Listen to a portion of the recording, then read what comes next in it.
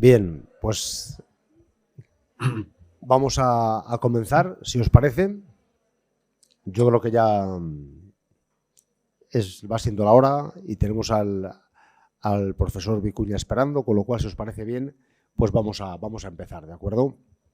Bueno, primero de todo, dar la bienvenida al doctor Rafael Vicuña, a quien voy a presentar ahora para que poneros en contexto de quién es este profesor, este doctor, y agradecerle el que haya hecho el esfuerzo de estar aquí con nosotros este ratito desde Chile.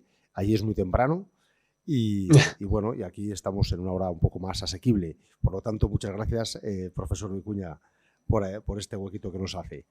Bien, a todos los presentes, bienvenidos a esta segunda conferencia del ciclo Horizonte Razón Abierta de este curso, que está organizado, como bien sabéis, desde la Facultad de Experimentales, por los profesores de Microbiología y Responsabilidad Social, junto con el Instituto John Henry Newman, y a quien agradecemos pues eso, que nos ayudan a organizar todo esto, los servicios técnicos y todo lo demás, ¿de acuerdo?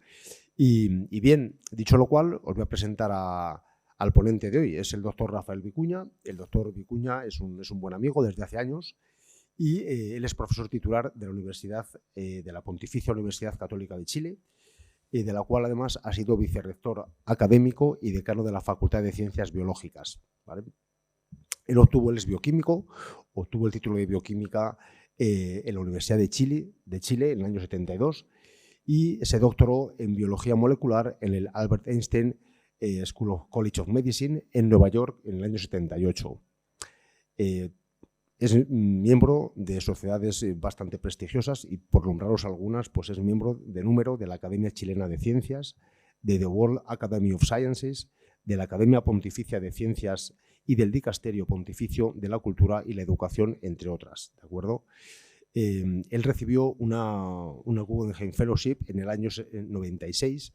Estas son unas becas que ofrece la Guggenheim Memorial Foundation de Estados Unidos y son becas de una cantidad de dinero importante, de gran prestigio y sobre todo de una gran competitividad, que galardonan a personas, a grandes investigadores en diferentes áreas de investigación científica de todo el mundo.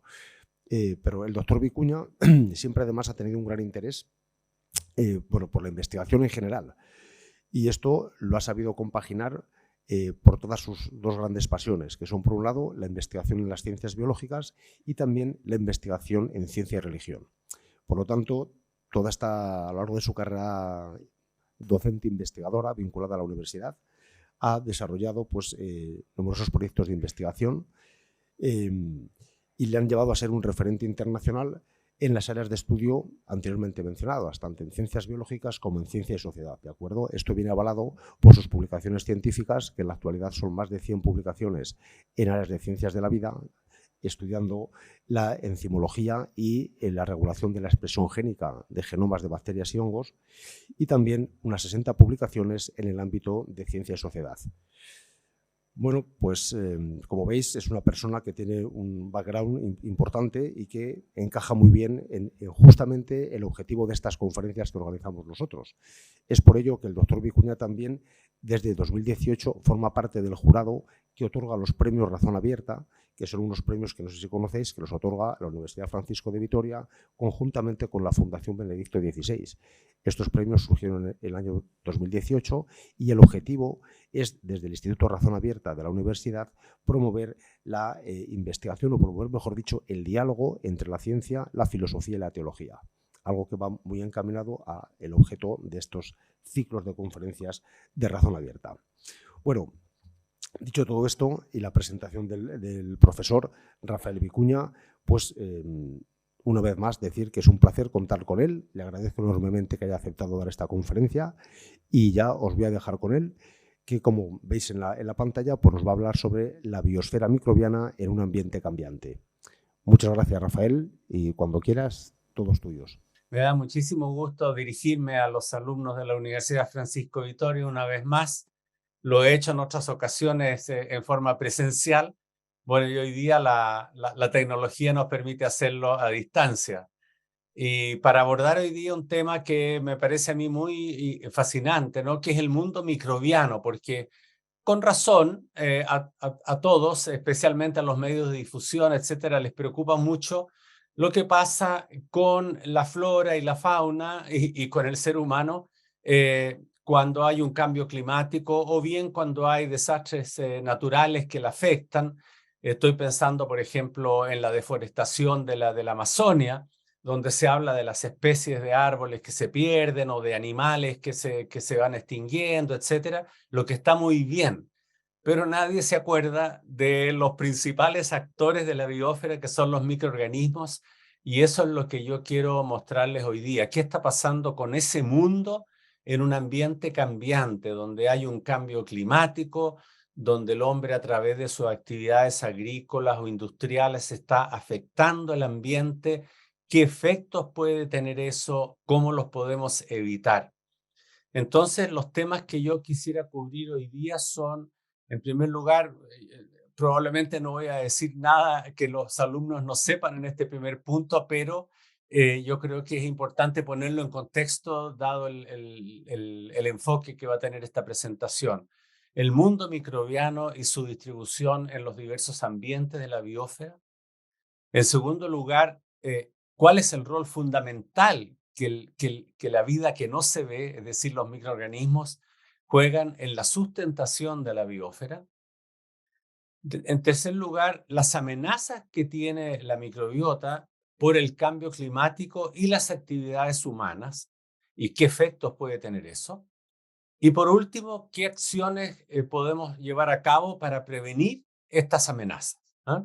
Para evitar que ya sea el cambio climático o las contaminaciones o la actividad industrial o agrícola, etcétera, eh, es- altere los equilibrios que hay en la biosfera. Vamos a lo primero. Bueno, y este árbol lo conocen ustedes, el árbol filogenético de la vida, construido en base a RNA ribosomal y que permite ver la amplitud de variedad de especies que hay en la biosfera. Por supuesto, aquí se muestran los principales nomás con los tres dominios, el dominio bacteria, arquea y eucariota, y aprovechamos de recordar al gran Carl Woese, que fue quien diseñó este algoritmo para poder hacer un árbol filogenético en base a RNA ribosomal y que reveló, ¿no es cierto?, este nuevo dominio que es de las arqueas, que tienen una estructura celular bastante parecida a las bacterias, es decir, procariótica. Y aquí tenemos todos los procariotes, no todos, perdón, simplemente los géneros principales. Ahora, eh, ustedes se darán cuenta de que de todo lo que estamos viendo acá, solo los animales que están mostrados con una pequeña rama, o sea, uno lo que ve en la naturaleza son los animales y se maravilla con las aves, con los peces, con los mamíferos, etcétera. Bueno, todo eso está incluido en una sola pequeña ramita de este árbol. Después, todas las plantas, el maravilloso reino vegetal, bueno, también una sola ramita. Y ustedes saben que los tamaños de estas líneas y las distancias entre ellas muestran la diversidad o los cambios que hay en el RNA ribosomal, para que vean ustedes que todos los animales son más semejantes entre ellos que lo que son muchos géneros bacterianos entre ellos o de arqueas entre ellos. Bueno, pero el punto que quiero hacer aquí principalmente, no solamente recordarles, ¿no es cierto?, traer a colación que la mayor biodiversidad que hay en la biosfera se debe a los microorganismos, sino que solamente en esta rama, en los animales y en las plantas, y en un 20% de los hongos más o menos, hay organismos que uno ve con los ojos, pero todos los demás son microorganismos, ¿no? Ya sea los eucariotes, los protistas, ¿no es cierto?, como todas las arqueas, como todas las bacterias. Entonces, la gran fracción de vida que hay en la biosfera es microbiana. Y estamos muy conscientes los microbiólogos de que queda mucho por descubrir todavía y por eso se habla de la materia oscura. Ustedes saben que en astronomía se habla de la materia oscura para denotar una materia muy misteriosa, vamos a decir, que no se ve con los telescopios, pero que se deduce su presencia por su efecto gravitacional. Y resulta que esa materia oscura, la dark matter o materia oscura, es mucho más abundante en cantidad que la materia que bariónica, que se llama, que es la que vemos, que todas las estrellas, los planetas, etcétera. Eso es una minoría de la materia que hay en el universo. Y un gran desafío que tienen ya desde hace décadas los astrónomos es identificar en qué consiste esa materia oscura, y está lleno de teorías. Entonces, bueno, aquí estoy mostrándoles que se está usando la misma nomenclatura, entre comillas, para referirse a esa eh, cantidad inmensa de microorganismos que hay que no hemos descubierto todavía, básicamente porque no sabemos cultivarlos en el laboratorio. Ahí tienen el artículo de arriba salió en Scientific American, el de abajo salió en la revista Nature. ¿Cómo se está buscando, con qué estrategia se está buscando materia oscura? Así que, a pesar de, perdón, esta biosfera oscura, y a pesar de que ya el árbol filogenético que le mostraba en la figura anterior daba cuenta de la riquísima biodiversidad microbiana, bueno, es posible que eso aumente aún más. Esa es una evaluación cualitativa de la microbiota. Vamos a lo cuantitativo. Si uno analiza, que lo hace muy bien este trabajo de Bar-On y colaboradores, el carbono que hay depositado en organismos vivos, qué proporciones de los distintos grupos de organismos hay en toda la Tierra, no en todo el planeta. Aquí dice Tierra en el título, pero se refiere realmente al planeta. Y ustedes ven que el carbono orgánico que hay en el planeta principalmente es de las plantas. Esto está medido en gigatoneladas de carbono. El 83% de la biosfera es planta, es vegetal. Pero fíjense que animales solamente un 0,4%, son 2 gigatoneladas. Y uno dice, pero qué raro, porque no es lo que me dicen los ojos, ¿no? De partida nos sorprende la abrumadora mayoría que hay de carbono orgánico en plantas versus animales. Pero vámonos acá a la izquierda y vemos que las bacterias, hay 70 gigatoneladas en la biosfera de bacterias. Eso representa un 13%, más un 1,3% de arquea, más un 0,8% de protista. Me estoy moviendo en el mundo microbiano, ¿no es cierto? 1,3, 0,8 da 2, más 13 da 15, y de esos 12 gigatoneladas de hongos, hay al menos unos 8 a 10 que son microscópicos. Entonces estamos hablando entre un 20 y un 25% de toda la biomasa de seres vivos que hay en la Tierra. Aproximadamente un cuarto son microorganismos. Y solamente como bonus track nomás para este diapositivo vamos a ampliar lo que pasa con los animales, que es una muy pequeña cantidad, un 0,4%. Y vemos que la gran mayoría son artrópodos y peces. ¿Ah? Y los humanos, acá todos los humanos son 0,01% de todo el carbono orgánico de la biosfera. Y aquí tienen, ¿no es cierto?, las aves, los anélidos, moluscos, etc. Pero en fin, solamente para recalcar la importancia de los microorganismos, no solamente desde el punto de vista cualitativo, sino que cuantitativo también. ¿Y cuáles son los ambientes donde están todos estos seres vivos? Nos damos cuenta que la gran mayoría del carbono, está en la Tierra, y en el subsuelo hay una cantidad considerable de vida, pero esto es muy, muy notable. Estamos hablando, como dice la leyenda, me parece, 8 metros bajo el suelo orgánico de arriba. Entonces, este subsuelo vale tanto para los fondos marinos debajo del sedimento, como el subsuelo terrestre debajo del suelo orgánico de arriba. Fíjense ustedes la cantidad enorme de vida que hay en el subsuelo, donde no hay sol. Y así me gusta mucho a mí recalcar en mis clases que, siendo el sol tan importante desde muchos puntos de vista y como sostenedor de la vida, bueno, hay mucha vida que no depende del sol y que depende de otros ciclos de fijación de carbono que no son el ciclo Calvin. Miren de toda la vida que hay, tan poquita hay en el mar respecto a la que hay en la tierra o a la que hay en el subsuelo. Y si nos vamos a la derecha, no nos sorprende que aquí está la clave, ¿no es cierto?, que lo terrestre es el color café, el marino es el color azul y el subsuelo es el negro. Y el subsuelo son, como esperábamos, porque no esperamos que hayan animales en el subsuelo, ¿no es cierto? Son bacterias y arqueas. O sea, de toda esa enorme cantidad de bacterias que yo les mostraba anteriormente que hay en la biosfera, casi todas están en el subsuelo, ya sea en el subsuelo terrestre como en el subsuelo marino. ¿Ah? Los protistas, es decir, los eucariotes microscópicos, están la mitad en el mar y eso tiene que ver con el plancton, ¿no es cierto? Y la mitad en la tierra. Y ustedes ven que de los animales hay mucho más animales marinos en cantidad que los animales terrestres. Un pequeño zoom a estas bacterias, donde están las bacterias. Se calcula que entre bacterias y arqueas, y este es un trabajo de Fleming y Wertz que apareció en Nature, ustedes van a estar viendo la referencia. Y por cierto, profesor Santos, estaré encantado de enviarle a usted la presentación con posterioridad, si los alumnos se interesan en ver toda esta referencia, etcétera. Entonces aquí hay un diagrama que indica dónde están estas 10 elevado a 30 bacterias y arqueas, ¿no? O sea, un número gigantesco, gigantesco. Imagínense ustedes que un millón de millones son recién 10 elevado a 12. Bueno, pero bacterias hay 10 elevado a 30.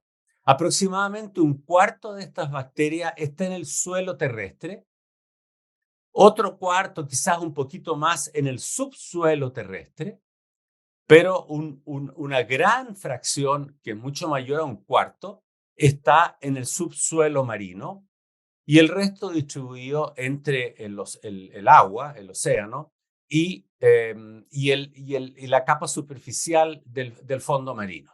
¿Mm? Después hay otras cantidades inmensas, pero al lado de los números que estamos hablando son mucho menores, ¿no es cierto? Por ejemplo, lo que es el agua dulce, 5 por 10 elevado a 27, o sea, 1000 veces menos, que es un milésimo más o menos de las bacterias que están en el agua dulce. La filósfera, es decir, asociadas a las plantas, en el ganado, las termitas, los cerdos, los humanos, 4 por 10 elevado a 23, es decir, es un 10 millonésimo, diría yo, de lo que hay. Los humanos tenemos un 10 millonésimo de las bacterias. En fin, incluso hay en la atmósfera. Esos son los hábitats en la biosfera. Y si uno se va exclusivamente a los océanos, y lo ve en este tipo de diagrama en el cual la forma de los colores, la forma de las distintas fracciones no significa nada, simplemente para dar un impacto visual a las proporciones. Vean ustedes lo importante que son los protistas, 2 gigatoneladas de carbono. Después, las bacterias, que lo estamos viendo aquí a la izquierda en este color café claro, las arqueas que están acá, versus animales, aquí estamos hablando de las ballenas, ¿no es cierto? Y de todos los peces y de las focas, etcétera, que es el color rojo. Pero fíjense que todos esos animales son menos en peso que los protistas, solamente que los puros protistas. Y yo aquí hice el cálculo y me doy cuenta que sumando los protistas, las bacterias y las arqueas, es decir, la vida microscópica en el océano, es más de la mitad. A pesar de lo que nos impresionan los cardúmenes de peces, etcétera, y las anguilas y todos los cinadarios y todos los otros animales marinos que puedan haber, bueno, lo que no se ve, y esto se lo voy a recalcar más adelante, es más de la mitad. Entonces estoy insistiendo desde el punto de vista al menos cuantitativo, la importancia del mundo microbiano en la biosfera. Oye, y no está de más recordar que por, no sé, más de 3.000 millones de años, la vida en la Tierra fue solamente microbiana. Y por cierto, no nos olvidemos, y estas son cantidades menores, pero que son tan importantes para la vida diaria, ¿no es cierto? Los microorganismos que están asociados a hábitats eucarióticos, estoy pensando en plantas, animales e insectos, y por cierto, los seres humanos. Y en las plantas están los microorganismos de la filósfera, los que están asociados a la soja y que tienen mucha importancia para el crecimiento de la planta, para su sistema inmune, para su nutrición, etcétera.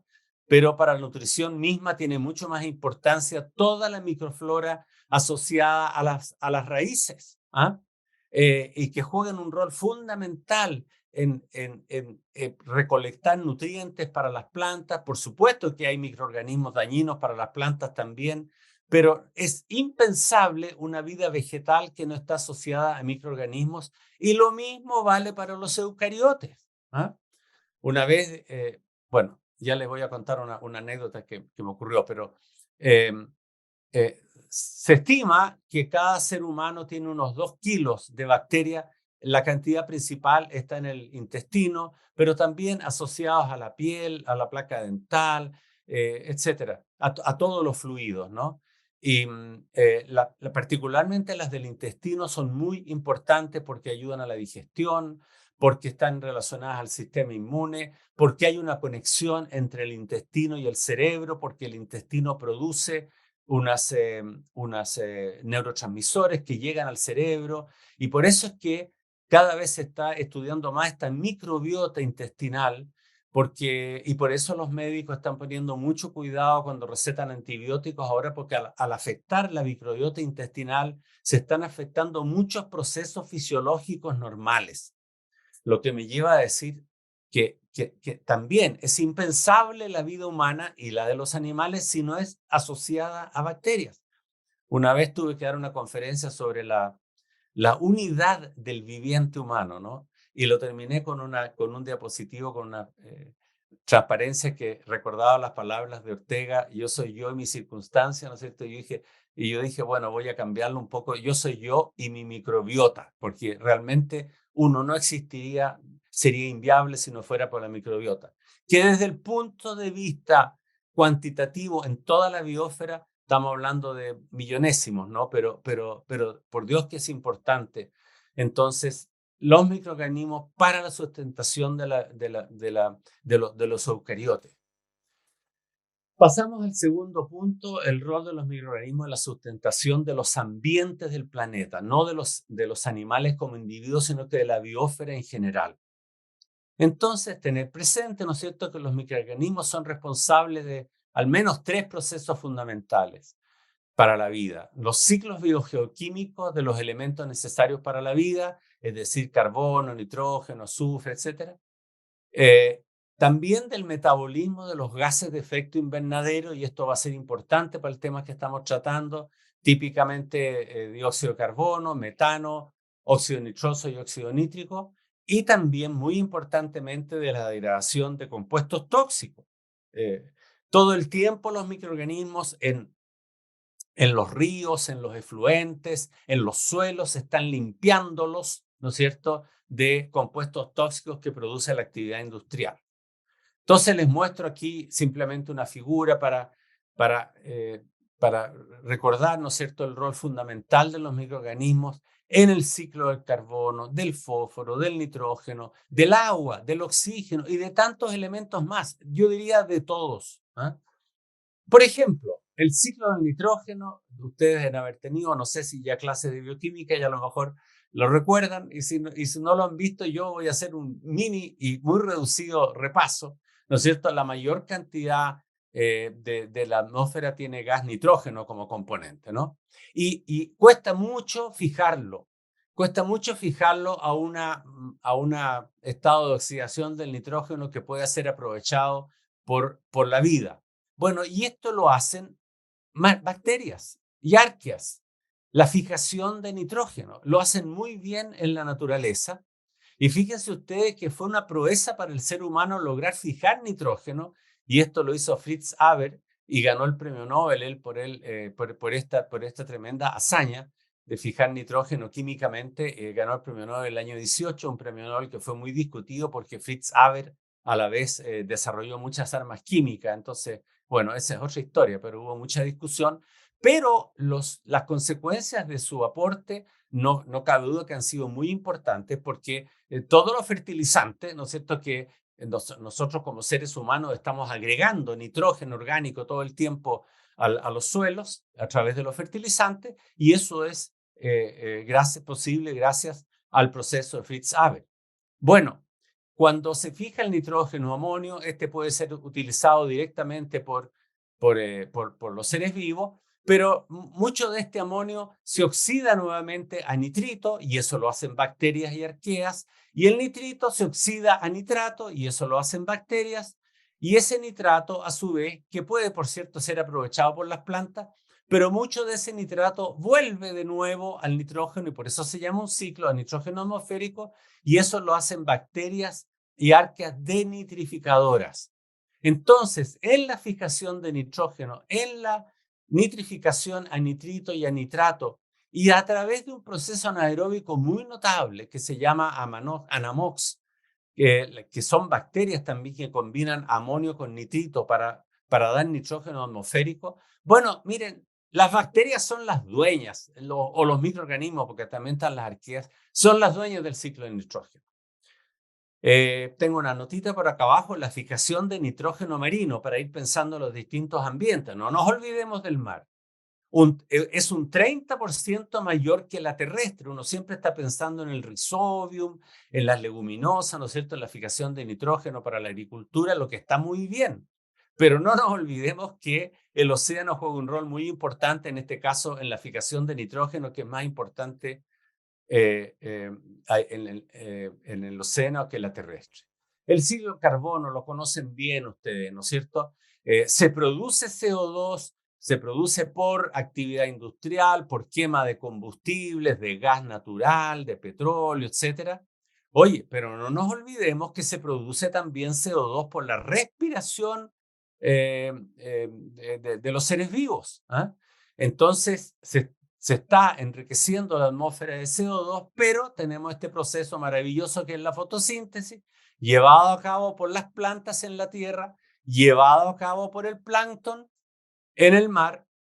Y fíjense esto, el fitoplancton marino, que son las cianobacterias, los dinoflagelados y las diatomeas en el mar, el fitoplancton marino, a pesar de representar solo el 1% de la biomasa fotosintética, yo les mostré algunas cifras, pero no les mostré los porcentajes de organismos biosintéticos. Bueno, las plantas terrestres, vieron ustedes que es la mayor cantidad de biomasa que hay en la biosfera. Bueno, el fitoplancton marino es 1% nomás de toda la masa biosintética y sin embargo contribuye con cerca de la mitad de la fijación de CO2 por fotosíntesis. Y eso del ciclo Calvin, ¿no es cierto? Todo esto está apoyado por publicaciones, por cierto.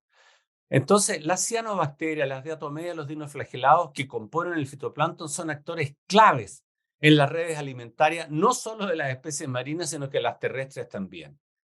Entonces estoy hablándoles del mundo microbiano, el fitoplancton. Miren ustedes qué importante para mantener los niveles de CO2 o tratar de mantenerlos por lo menos en niveles de equilibrio. Tenemos otro gas importante para los temas que estamos tratando, que es el metano, que es 30 veces más potente que el CO2 como gas invernadero. Y tenemos bacterias que lo producen y también actividad volcánica que lo produce. Y las bacterias lo están produciendo en distintos contextos, ¿no es cierto? En la ganadería, en el cultivo de arroz, en la quema de biomasa, gestión de desechos, etcétera. Vamos a mostrar algunos ejemplos. Entonces, la biosíntesis solamente por microorganismos, no hay animales o plantas que hagan metano, solamente microorganismos. Su degradación también es una biodegradación de microorganismos. Están los metanótrofos, los metanótrofos, está bien, sí, que degradan el metano y lo transforman en CO2. También hay una degradación que es importante para el cambio climático. En la atmósfera del metano es degradado por el radical hidroxilo para dar CO2 y agua.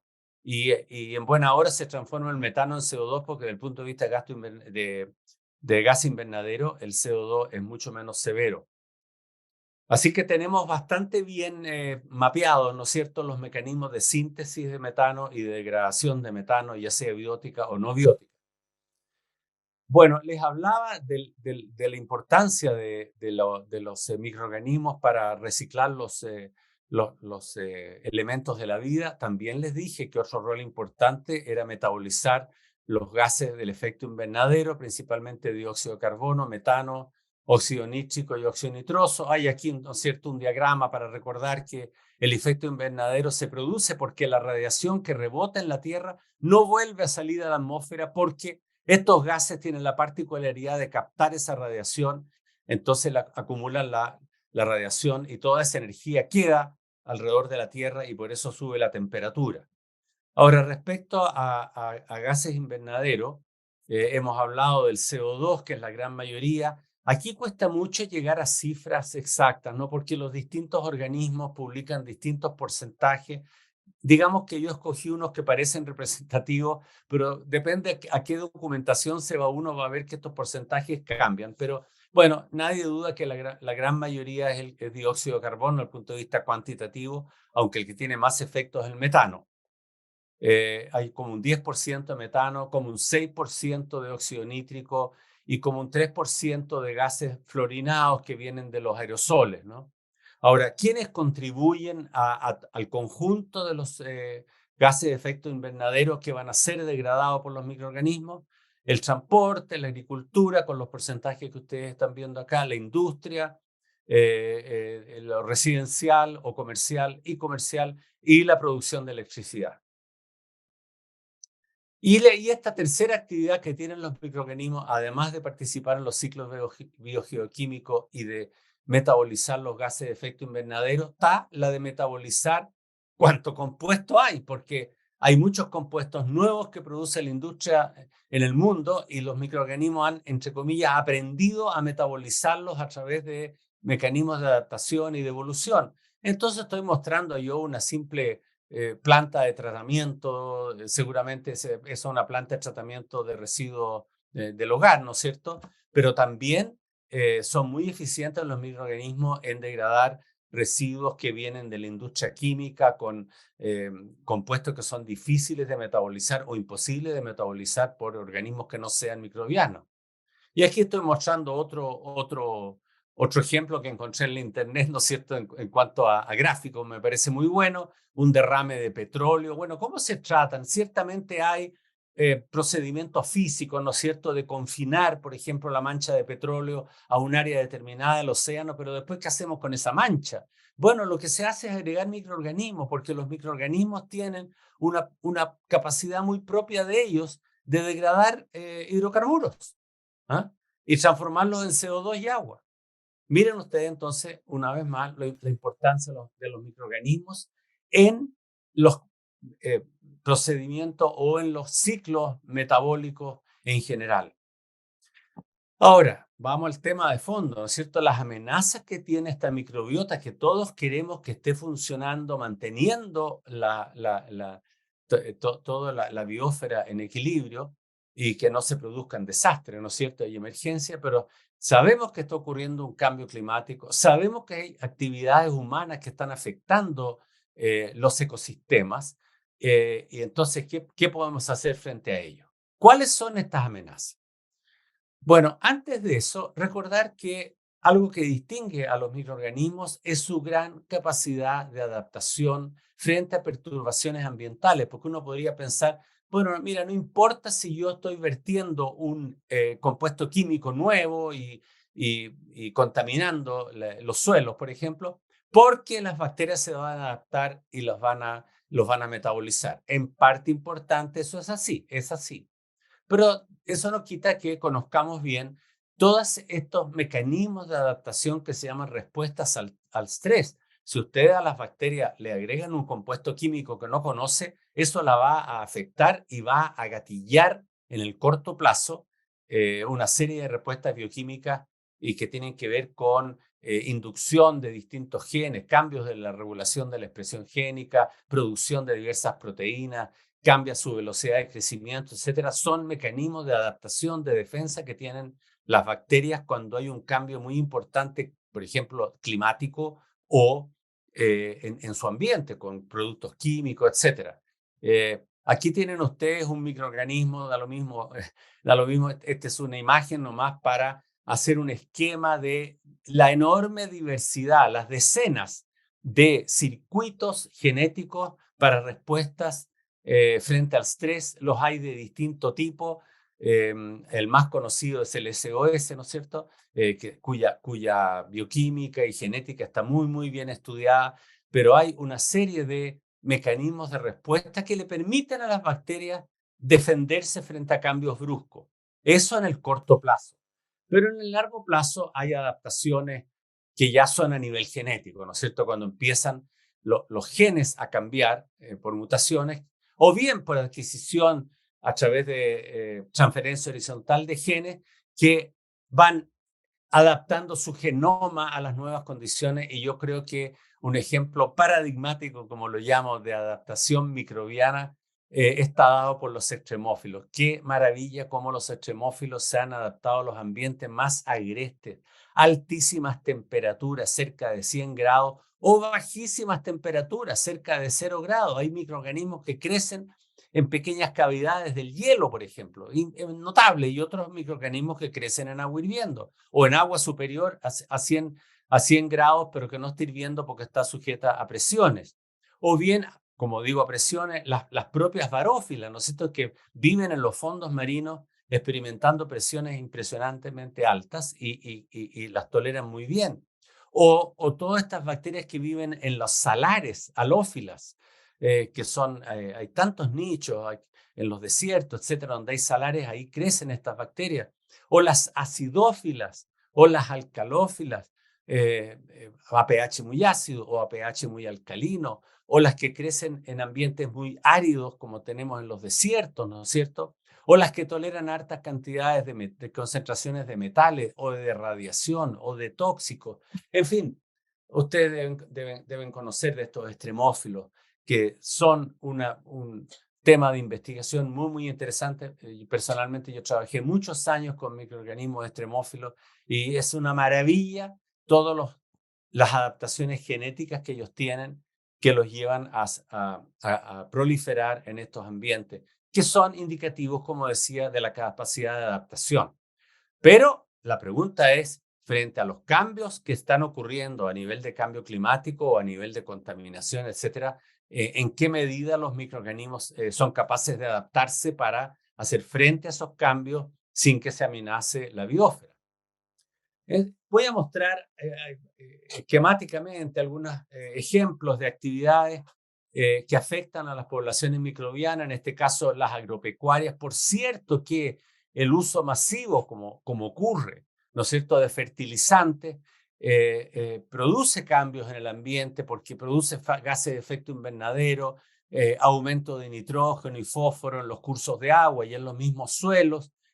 Bueno, está muy bien usar fertilizantes, por cierto, pero tenemos que tener una precaución de usarlos bien para no cambiar los ambientes. Sabemos que cuando van a dar efluentes agrícolas a los ríos, ¿no es cierto?, se produce eutroficación y una explosión de algas, etcétera, que altera los ambientes.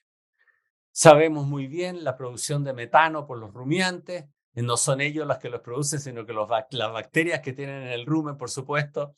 Y esto ha llevado a todo tipo, incluso de movimientos, ¿no es cierto?, de gente que no quiere consumir carne para que no prolifere el ganado y de esa manera se eviten las emanaciones de metano. ¿Para qué decir la producción de arroz en los ambientes anóxicos donde este crece? O sea, ustedes saben que los campos de arroz están cubiertos de agua y por lo tanto son medios anóxicos donde prolifera los metanógenos. Hay también, esas eran actividades agrícolas, hay actividades industriales que están produciendo cambios en las poblaciones microbianas porque están produciendo contaminaciones ambientales. ¿Para qué decir la actividad industrial en general? Y a mí me parece muy bien las actitudes que están teniendo de los distintos países a través de sus políticas públicas, ¿no es cierto?, para disminuir las contaminaciones, etcétera, pero eso no las lleva a cero. Entonces tenemos producción de óxido nitroso, de CO2, incluso de metano en actividades industriales menores, en las plantas de tratamiento de agua, particularmente los de tratamiento anaeróbico, producen metano. Aquí tenemos contaminaciones de aguas por tóxicos, por ejemplo, de una industria química, o la alteración del ambiente que producen estos rellenos sanitarios que se hacen de un punto de vista ingenieril cada vez más pensados, más científicos, para que el impacto ambiental sea menor, pero ya sabemos que lo que se hace es acumular desechos, típicamente desechos urbanos, ¿no es cierto?, en estos rellenos sanitarios, que como tienen y después se cubren, ¿no es cierto?, por tierra y se les pone vegetación, lo que está muy bien, pero ¿qué es lo que está ocurriendo acá en este ambiente donde hay tanta materia orgánica en condiciones anaeróbicas? Una producción increíble de metano. Tanto es así que hay muchas plantas productoras de energía a partir de metano cerca a los vertederos. Así está entonces, estos son ejemplos de alteración del ambiente por actividades industriales. Bueno, estudios exhaustivos, científicos, ¿no es cierto?, destinados a determinar los cambios en la estructura y en la dinámica de las comunidades microbianas, no en el corto plazo, porque en el corto plazo están esas respuestas de defensa, etcétera, sino que en el transcurso de los años, en todos estos ambientes que están expuestos a perturbaciones tales como niveles elevados de CO2 o fertilizantes industriales o cambios de temperatura, digamos, exposición a residuos tóxicos, etcétera, han demostrado que en la gran mayoría de los casos el componente microbiano es alterado con respecto a las comunidades no perturbadas. Ahí muestro yo 3 referencias que dan apoyo, son referencias recientes que dan apoyo a este juicio, es decir, la acción del hombre está produciendo cambios cualitativos y cuantitativos en la población microbiana. Y eso nos tiene que preocupar porque ya di 3 ejemplos de actividades importantísimas en los microbios en la sustentación de la biosfera, como es los ciclos biogeoquímicos, el metabolismo de los compuestos que producen la industria en general, que pueden ser tóxicos, y el metabolismo de los gases de efecto invernadero. Entonces, si uno cambia la población microbiana en los distintos ambientes, se afecta a la biosfera en general. A lo mejor el cambio va a ser más indirecto con respecto a los microorganismos que colonizan eucariotas, ¿no es cierto? Organismos, los metazoos o las plantas, pero también van a ser afectados. Vamos a hablar algo de eso. Entonces, ya sabiendo que se afecta la microbiota por estos cambios, el principal desafío es determinar de qué manera y en qué medida estos cambios afectan el funcionamiento de cada ecosistema. Aquí hay una cantidad de trabajo que hacer impresionante. O sea, uno no sabía por dónde empezar. Desde el punto de vista qué ambiente escoger, qué estrés escoger, en fin. Pero hay que hacerlo. Además, otro desafío es distinguir entre cambios que son transitorios de aquellos que son permanentes. Si va a haber un cambio permanente en un ambiente, por ejemplo, alrededor de un vertedero, bueno, eso no cabe duda que va a ser así, pero pueden haber otras alteraciones que son transitorias, por ejemplo, un pequeño desastre industrial por una fuga importante, bueno, eso se puede combatir y después volver a la normalidad. Entonces, distinguir entre cambios que son transitorios y que son permanentes, ya que solo los permanentes van a tener un impacto en el largo plazo en los ciclos biogeoquímicos y degradativos que ya hemos mencionado. Veamos, por ejemplo, lo que se espera en el océano. Y muestro este diagrama de Hutchins que salió publicado en Nature Microbiology. ¿Cuál es el estado actual del océano? Está la capa de mezcla de varios metros, ¿no es cierto?, de profundidad, que es esta capa superior, muy superior del océano, donde se está produciendo todo el tiempo una agitación de las aguas, principalmente debido al viento, principalmente. Y entonces hay como una homogenización superior. Después hay una capa intermedia delgada que se llama la termoclina, y más abajo ya está el fondo, las profundidades, que si es que ha habido una homogenización y una agitación aquí permanente por las olas, está bastante oxigenada, algo que le hace bien a todo el plancton, por supuesto, está aquí recibiendo la radiación solar y haciendo fotosíntesis. Ya más para abajo ya no filtra el sol, pero sí algunos nutrientes que están abajo, como nitratos, fosfatos, etcétera, van a pasar a la capa de mezcla para sustentar todo el fitoplancton que está aquí. Se estiman, en este diagrama se muestra lo que se estima son las condiciones del océano actual, un pH de un 8,2 aproximadamente, unos 15 grados de temperatura en la capa de mezcla, bastante concentración de oxígeno por la ventilación, y este oxígeno pasa para abajo incluso a las capas más inferiores del mar. Pero ¿qué se espera para el año 2100 de acuerdo a este trabajo? Que por supuesto va a haber un calentamiento, en parte importante, producido por un aumento del CO2, y ese aumento del CO2 va a llevar a un pH de 8,2, lo va a cambiar en 0,4 unidades, lo que es mucho. Va a elevarse, por cierto, la temperatura superior del agua, y el derretimiento de los hielos va a llevar a una disminución de esta, digamos, una mayor una dilución, ¿no es cierto? Y una mayor temperatura, porque el calor es más grande. Esto a la vez disminuye el tamaño de la capa de mezcla, y por lo tanto se estratifica más. Este es el lenguaje que usan los oceanógrafos. Se hace más evidente esta separación entre lo que es la capa de mezcla y el océano más profundo. Entonces, al estar más estratificado, al haber una capa menor de una capa de mezcla menor, hay menos oxígeno y por lo tanto pasa menos oxígeno al fondo, y por lo tanto estamos hablando de una alteración importante del hábitat del fitoplancton. En parte la oxigenación disminuye porque disminuye la capa de mezcla, entonces, y además porque a mayor temperatura, menor la solubilidad de los gases. Entonces, digámoslo de esta manera, me llevaría mucho tiempo detenerme en esta figura, que obviamente que un aumento de temperatura lleva a una disminución del pH, y ya sea por disminución del pH o por aumento de la temperatura, se afecta mucho el ambiente marino. Por ejemplo, una ligera acidificación. Hablábamos recién que para el 2100 se esperan 4 unidades, 0,4 unidades de pH, pero se ha determinado ya científicamente que una acidificación de 0,1 unidad de pH en los océanos conduce a perturbaciones en la fijación de CO2, en la nitrificación, en la desnitrificación, en la síntesis de hidratación de metano, en las redes alimentarias marinas y en la exportación de carbono al lecho marino. Yo les recordaba hace un rato el rol de los océanos en la fotosíntesis y en el metabolismo del nitrógeno. Por ejemplo, fíjense, la acidificación en 0,1 unidad de los océanos inhibe la nitrificación, mientras que la desoxigenación favorece la desnitrificación. Y eso es muy sencillo porque ahora el nitrato empieza a actuar como aceptor de electrones, no el oxígeno, porque no hay oxígeno. Por eso aumenta la desnitrificación.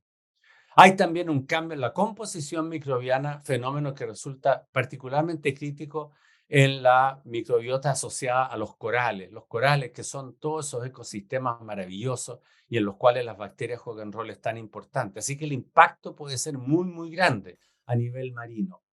Y mientras preparaba esta presentación para ustedes, aparece este artículo en el Nature hace pocos días atrás, que estudia cómo en las últimas décadas, particularmente en este siglo XXI, han aumentado las floraciones de algas en la Tierra, en los océanos. Entonces, ustedes se preguntarán qué consecuencias puede tener esto. Bueno, pueden ser beneficiosas porque como las algas fijan, digamos, yo estoy hablando de microalgas, estoy hablando del plancton, ¿no es cierto? Es el que fija el carbono, sustentan la cadena alimentaria y la pesca. Pero la proliferación de algas también puede producir daños, por ejemplo, toxinas que provocan enfermedades o mortalidad de peces marinas y de humanos. Ustedes deben conocer la marea roja. Aquí en Chile es muy común la marea roja y se prohíbe todo consumo de seafood, ¿no es cierto? De marisco, etcétera, cuando hay marea roja porque es una toxina.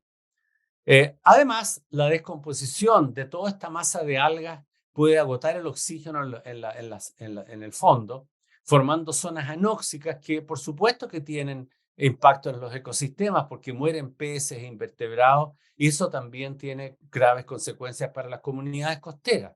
Entonces, esta es una realidad. Ya están existiendo estos blooms de algas que son cada vez más frecuentes debido a los cambios ambientales de temperatura. Eso es una pincelada rápida de lo que pasa en el mar. Pero veamos ahora en ambientes terrestres. Bueno, muchos estudios han demostrado que aunque las respuestas que tienen los microorganismos en la Tierra pueden variar según las condiciones de los suelos, tanto las temperaturas más altas como los niveles elevados de CO2 aumentan la descomposición de la materia orgánica con una mayor liberación de CO2 a la atmósfera, lo que deriva en un círculo vicioso a favor del cambio climático. Esto la verdad es que es dramático, porque a mayor temperatura, mayor metabolismo, mayor creación de materia orgánica, mayor descomposición de materia orgánica y por lo tanto mayor CO2. Eso es lo que se llama un círculo virtuoso, perdón, pero muy dañino. Miren, este es un diagrama que los voy a ayudar a ver. No lo vamos a ver en detalle, pero les puedo mandar información donde estos autores han resumido en este review cuáles son las respuestas microbianas al cambio climático en los suelos. Entonces, ellos grafican aquí las arqueas como celestes, las bacterias como este color violeta y las cifras de los hongos verdes. Entonces, ¿qué pasa si se eleva la temperatura? O se eleva el CO2, un poco lo que les mostraba anteriormente. No solamente se alteran las poblaciones bacterianas o de arquea, las arqueas ya no son estas celestes, sino son de otro color, y estas líneas blancas representan una mayor actividad metabólica de las mismas bacterias, las cifras de los hongos se alteran, aumenta la liberación de CO2, como yo les mostraba anteriormente. Entonces, después están los estudios hechos. ¿Qué pasa si aumenta solamente la temperatura? También ahora disminuye el carbono orgánico del suelo, se libera CO2. ¿Qué pasa con el permafrost? Si es que se disuelve el permafrost, esas capas de hielo que tienen vastos sectores de la Tierra en el hemisferio norte, bueno, eso va a tener consecuencias que se los voy a mostrar en el próximo diapositivo. La sequía, el aumento de la precipitación, crea zonas anóxicas, por supuesto, y una serie de efectos a nivel microbiano, cambia la identidad de las bacterias, cambia su actividad metabólica. La inundación de agua del océano, cuando estamos hablando que están subiendo los niveles de los océanos debido al derretimiento de los témpanos, ¿no es cierto? Bueno, eso provoca inundaciones en algunos lugares, entonces también provoca cambios en las bacterias. Lo mismo los fuegos, que prácticamente elimina toda actividad microbiana. En fin, entonces hay una serie de efectos ambientales, muchos de ellos debido a aumentos de temperatura, como son, o al cambio climático, como son los que están viendo ustedes.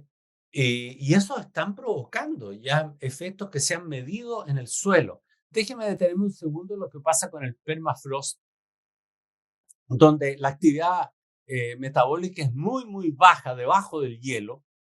Bueno, por las temperaturas, etcétera, pero cuando se derriten los hielos, se crean ambientes anóxicos donde se produce una descomposición anaeróbica de la materia orgánica que hay, típicamente material vegetal que quedó ahí bajo los hielos, y los productos de degradación de la biomasa vegetal son consumidos después por metanógenos que producen metano, donde se ha derretido permafrost, hay una gran producción de metano, pero también producción de CO2, principalmente porque ese metano es aprovechado por otros microorganismos que son metanótrofos y lo oxidan a CO2.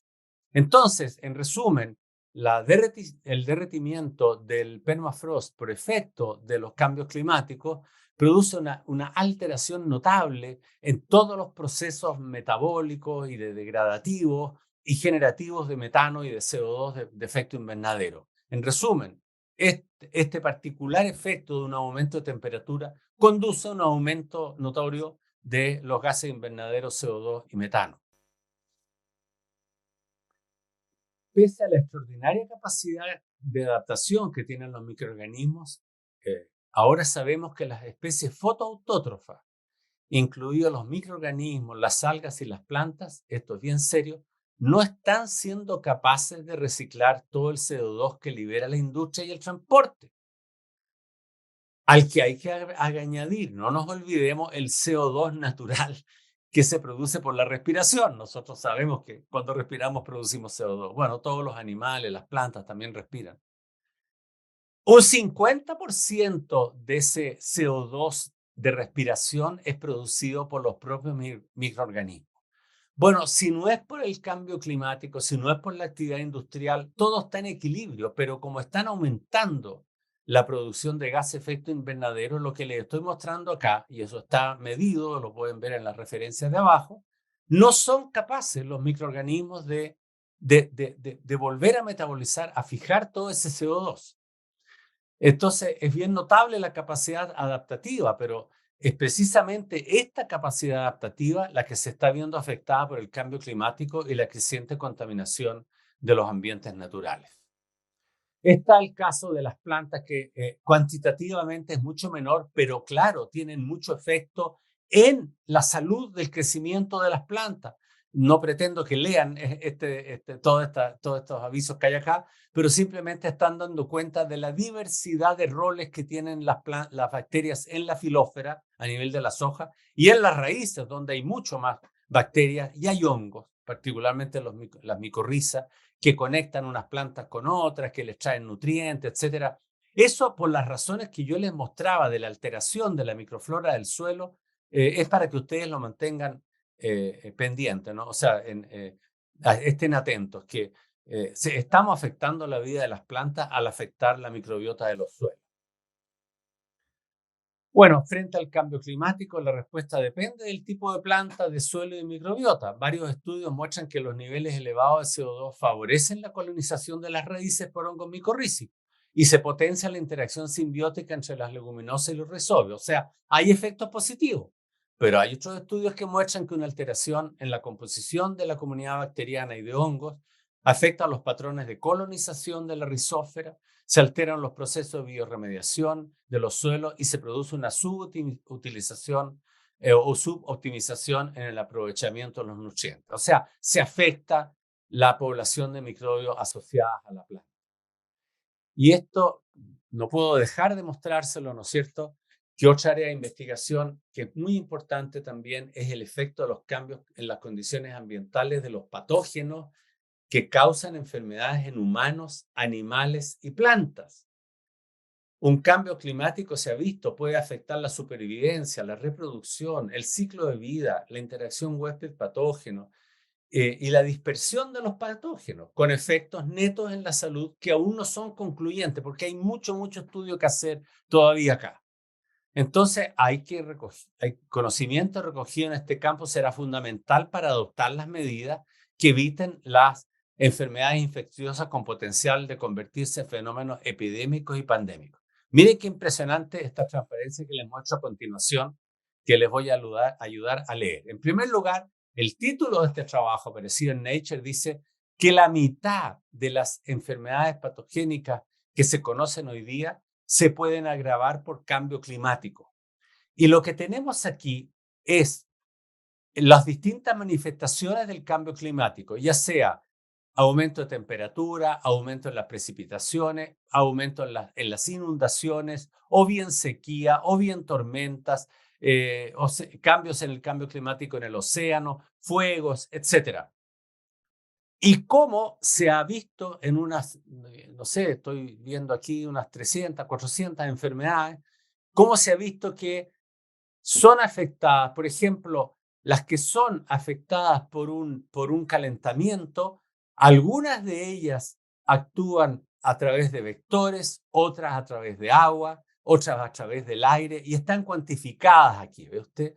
Entonces, en este caso, para las enfermedades patogénicas que se agravan por efecto de aumento de temperatura, no solamente las que son transportadas por vectores, sino que también por el agua, sino que también por el aire. Está cuantificado no solamente el tipo de enfermedad con el tipo de cambio climático que las afecta, sino que también cómo es que estas son transmitidas. Entonces, por lo menos para mostrarles a ustedes que ya hay bastantes estudios avanzados en esto. Entramos al último punto, que son las acciones conducentes a la prevención del impacto que están produciendo en la microbiótica tanto el cambio climático como las actividades humanas. Bueno, una acción, por ejemplo, es intervenir directamente.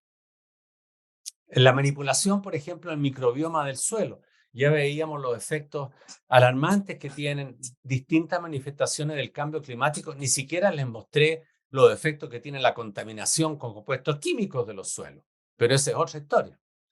Bueno, entonces la pregunta es si podemos intervenir los suelos de alguna manera y les voy a mostrar casos concretos, ¿no? Por ejemplo, es inocular los suelos con bacterias que producen polímeros extracelulares.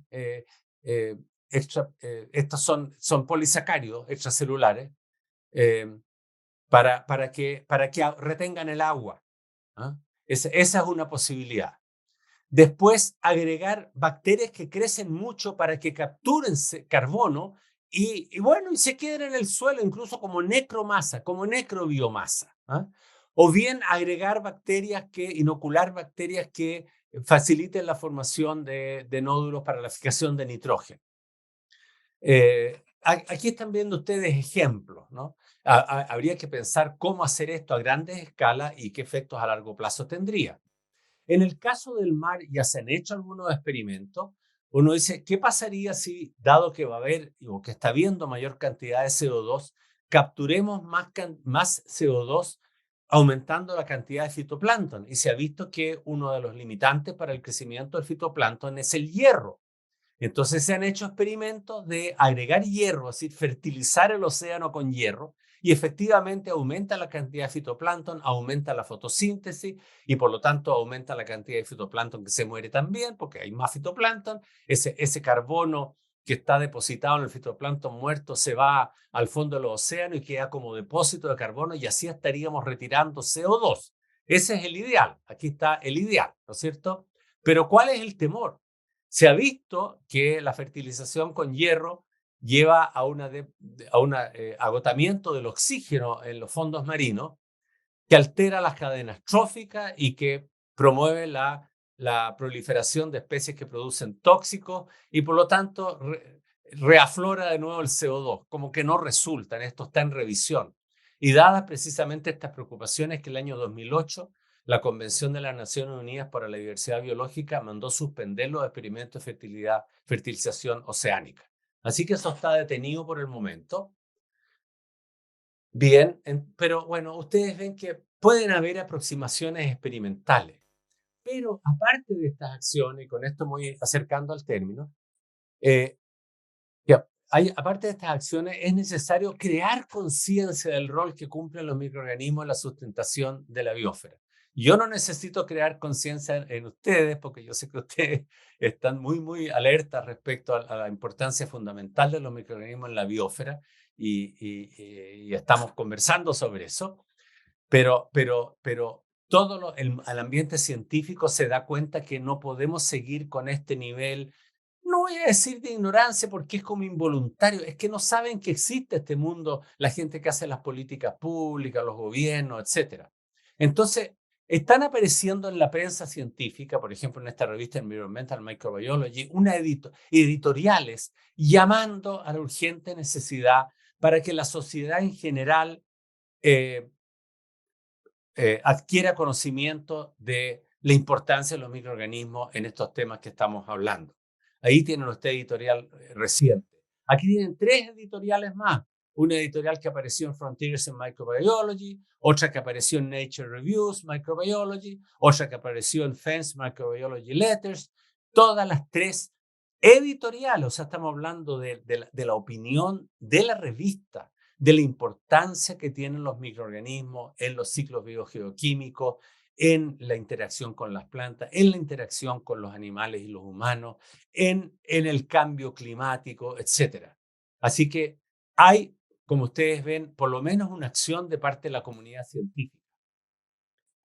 Ustedes deben haber oído de los 17 objetivos de desarrollo sustentable que tienen las Naciones Unidas y que están apuntando principalmente al año 2030, ¿no es cierto? Reducir la pobreza, reducir el hambre, buena salud, buena educación, igualdad de género, aguas limpias, vida debajo del agua, acción en el clima, etcétera. Comunidades sustentables, reducir inigualdades. Bueno, de estos 17, los científicos han descubierto, ¿no es cierto?, después de hacer un análisis, estos 17 objetivos de desarrollo sustentable están siendo usados por muchos países y organismos internacionales como criterios de desarrollo, ¿no? Bueno, los científicos están diciendo, oiga, fíjese que de esos 17 Hay 10 que tienen que ver con el mundo microbiano. Por cierto, la producción de alimentos, la buena salud, disminución del cambio climático, la vida en la tierra, la vida en el agua. No vamos a ir al detalle, pero para que vean ustedes que estamos tratando en la comunidad científica de proyectar todo este conocimiento a las áreas que preocupan a las instancias que generan las políticas públicas. Aquí hay otra consenso, es una declaración de consenso que publicaron hace un par de años en Nature Reviews Microbiology, una serie de científicos muy, pero muy, muy ilustres. Yo creo que los pescaron con pinza para darle peso, ¿no es cierto?, a esta declaración de consenso. Y ellos, ahí está en el título, ellos advierten a la humanidad sobre los microorganismos y el cambio climático. Y yo saqué esta frase de esta declaración. En esta declaración de consenso ilustramos sobre los vínculos entre los microorganismos, los organismos macroscópicos y el cambio climático. Y advertimos a la humanidad que la mayoría microscópica ya no puede seguir siendo el elefante invisible en la habitación. Y ellos hacen una serie de recomendaciones, por cierto, no las vamos a ver ahora. Yo había seleccionado algunas pero yo creo que ya estamos llegando al tiempo, y que tienen que ver básicamente con advertir incluso a los científicos, pero también a las instancias de políticas públicas, que tienen que considerar el ambiente microbiano, que cuando hagan todos los estudios ambientales no vean solamente el impacto que va a tener en la flora y en la fauna, sino que se preocupen de lo que está pasando a todo nivel con el mundo microbiano. Miren ustedes, ahí hay mucho para leer, lo pueden ver ustedes con calma después. Siguiendo con esta preocupación de la comunidad científica, hubo un simposio, un coloquio de la American Society for Microbiology junto con la American Academy of Microbiology sobre microbios y cambio climático, los impactos que esto tiene en la ciencia, etcétera, donde hicieron una serie de recomendaciones desde el punto de vista de la investigación, cómo orientar las investigaciones para mejorar el conocimiento sobre este tema, cómo ilustrar a la gente que hace regulación y políticas públicas, ¿no es cierto?, en estos temas, y recomendaciones a la sociedad, que ellos se cultiven más en estas materias. En resumen, y esta es mi última transparencia, la preocupación de la comunidad científica es que la sociedad en general alcance una visión más microbiocéntrica que antropocéntrica, ¿no? Estamos tan acostumbrados, lo decía yo al comienzo, a motivarnos y a preocuparnos por la vida que se ve, particularmente el hombre, y el impacto que tiene el cambio climático, las contaminaciones ambientales. Eso está muy bien, pero está absolutamente incompleta esa visión si no incorporamos en todos los análisis al mundo microbiano. A mí me ha encantado la conferencia, como puede ser de otro modo. Espero que a ellos también, porque además quiero hacer un breve comentario para que ellos sepan, sobre todo los alumnos. Esto no estaba preparado. Que Rafael terminase hablando de los objetivos de desarrollo sostenible no estaba preparado. Pero Rafael, para tu conocimiento te diré que los alumnos de biotecnología, a lo largo de este segundo curso de grado, en la asignatura de microbiología hacen trabajos en grupo en el que presentan proyectos de base microbiana para abordar algunos de los objetivos de desarrollo sostenible. Mira qué notable. O sea, ustedes están en la línea que hay que estar entonces. Por lo qué tanto, bien. Ellos, muchos de los aquí presentes, están trabajando con bacterias que tienen asociaciones simbióticas en raíces de plantas. Otros están trabajando con temas medioambientales para eliminar productos tóxicos y descontaminar. Por lo tanto, yo creo que tu conferencia ha sido para ellos, vamos, bajo mi punto de vista, de gran interés, porque les has un poco puesto en valor todo aquello que nosotros también intentamos desde aquí y que ellos están trabajando en la actualidad. O sea que qué bien, me alegro mucho. Te lo agradezco un montón y que sepáis que no estaba preparado, ¿eh? Porque este es un tema muy relevante en primer lugar, pero que tiene demasiadas aristas. Tú tienes demasiadas fuentes de conocimiento. Está todo lo ambiental, lo geográfico, lo microbiano, lo macrobiótico, etcétera. Entonces, claro. Ante todo esto, que es la realidad y son las evidencias que tenemos. Y ya un poco tú has apuntado en la presentación cómo cuando se hace una experimentación y se incide en un hábitat natural, como es el océano o lo que sea, hay que tener una amplitud de miras para verificar o determinar cómo eso afecta no al lugar de la intervención, sino a todo lo que eso conlleva en los alrededores, porque el mundo microbiano está interconectado.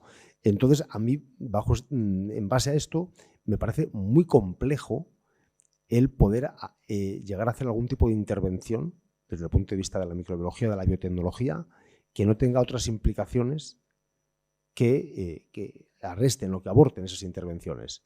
Porque esto a mí, oyéndote, se me asemeja un poco a cuando estudiamos el cerebro, ¿no? Y las interconexiones neuronales. Todo está conectado con todo. Sí que tenemos conocimiento de cómo afecta un cambio puntual al desarrollo de una enfermedad, pero cómo llegar a combatir eso o cómo llegar a cortar por aquí para que únicamente afecte a una vía y no a otras, me parece muy complejo. No sé qué opinas tú al respecto. Sí, no, ya lo creo. Mira, en cuanto a intervenciones, o sea, los ambientes naturales son sistemas complejos, donde hay innumerables variables. Entonces, no es tan sencillo, digamos, intervenir un ambiente, no sé si estoy dirigiéndome a tu inquietud, pero intervenir un ambiente natural respecto a hacer un microcosmos en el laboratorio y simular algo natural, porque siempre en la naturaleza van a haber mucho más variables. Yo pienso que intervenciones a nivel natural pueden ser factibles en términos limitados, ¿ah? Pero, por ejemplo, pensar en intervenir el océano lo veo muy, muy difícil, muy, muy difícil. Perdona, ¿iba dirigido a eso tu inquietud o no? Sí, más o menos, sí, efectivamente. Es Sí. un poco también para ellos, porque muchas veces vienen con propuestas de intervenciones en los ambientes naturales. No, está bien. Es que Mira, eso es que esa es muy, una muy estrategia, pero yo creo complejo. que la Hay otra es que la de restringir. prevención, ¿no es cierto? Y en Eso ese sentido me parecen muy bien todas las políticas públicas destinadas a prevenir, digamos, a tener procesos más limpios. Y yo quiero ser bien realista en esto, porque soy muy consciente de que son buenas las políticas públicas que consideran, por cierto, criterios ambientales para probar nuevos proyectos, por ejemplo, típicamente en la minería o probar nuevos cultivos marinos en el mar. Es fundamental considerar criterios ambientales. Pero por otro lado, me declaro bastante contrario a este endioseamiento que se produce de repente de los ambientes naturales, eh, porque muchas personas que son, me parece a mí, un poco fundamentalistas, prefieren, ves tú, que no haya producción natural, que no haya producción industrial, ya sea de cultivos marinos o de minería o de plantaciones forestales, por ejemplo, para no alterar el ambiente. Y al no haber actividad económica, no hay crecimiento y las poblaciones de menores recursos no pueden salir adelante. Entonces, a mí me parece que la clave es tener una política de crecimiento a los distintos países, pero muy apoyada en políticas públicas realistas, ojalá ilustradas por científicos entendidos, no por ideologías, que permitan la producción sustentable, si en eso consiste, la producción sustentable de bienes y servicios para el beneficio de los sectores humanos más postergados. totalmente de acuerdo. Bueno, pues nada, muchas gracias a todos por asistir. Rafael, muchas gracias a ti también por la conferencia. Un placer haberte visto en la distancia. Espero que Y pronto ya nos veremos, supongo, en julio, creo, Eso es. ¿no? Pronto Más personalmente. No, Eso es. perdón, aparte de tu viaje, pero nos vamos a ver cuando yo asista a la universidad para participar en el jurado. Nos vemos en abril y luego en julio de vuelta. Así Tú es. para acá. Muy bien. Pues nada. Bueno, ha sido un tremendo gusto y muy agradecido por la invitación.